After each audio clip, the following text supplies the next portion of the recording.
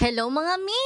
For today's video nga ay papunta nga ako dito sa kapatid ko dahil susunduin ko nga siya at nagpasundo siya sa akin dahil nga magpapasama ako pag-grocery. Abat himala nga daw at ako'y mag-grocery parang may pera nga daw ako. Siyempre dahil sumahod na nga ulit ang moma dyan sa pangalawang pagkakataon kay FB.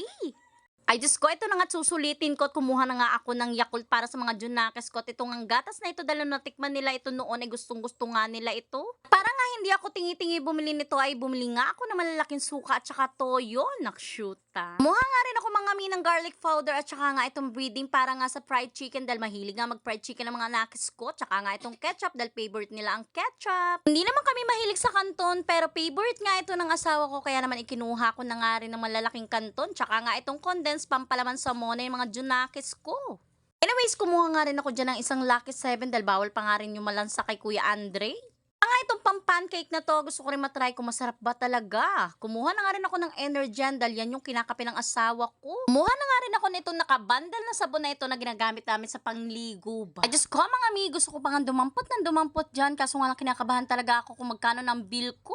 Nakshuta. At syempre napakasaya naman talaga may stock na sabon panglaba kaya naman isang dosena na nga kinuha ko. At ito nga kumuha din ako ng bar na sabon para nga panghugas ng pinggan namin. Kumuha na nga rin ako nitong basahan na 3 for 100 para nga mapalta na rin yung tubal namin basahan sa bahay. Diyos ko, mamahal din ng mga nakakahon na toothpaste kaya naman yung nakapak na nga lang ang binili ko.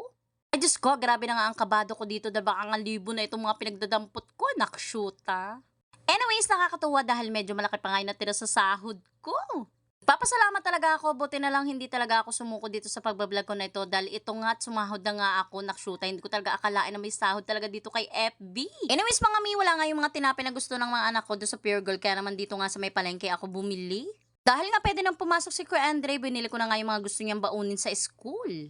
Kumuha nga rin ako ng mga jelly ace dyan dahil sabi ng kapatid ko masarap nga daw tong flavor na to.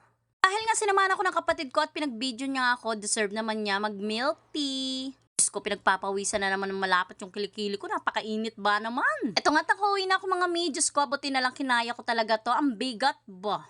Grabe hanggang ngayon hindi pa nga ako makaget over na nakapag-grocery nga ako dahil sa pagkakatanda ko nga huling pag-grocery ko ay nung nakakuha pa nga ako sa SAP.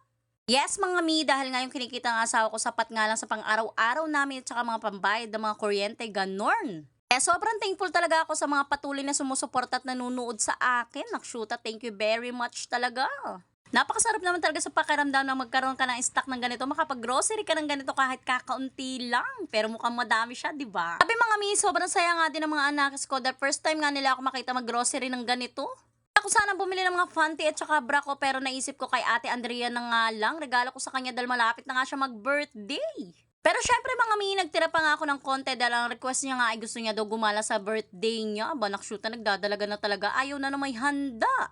Simpleng bagay nga lang yan mga mi, pero sobrang happy na ng Ate Andrea ko. Sarap talaga sa pakiramdam mga mi na kahit papaano nakakatulong na tayo sa asawa natin kahit nasa bahay lang tayo. Request pa nga si Ate Andrea ng pambaon sa school kaya naman ito na nga lang ang binili ko, tender juicy tsaka itong big time na hotdog dahil nga yan daw ay masarap. O diba? Yun lang! Bye!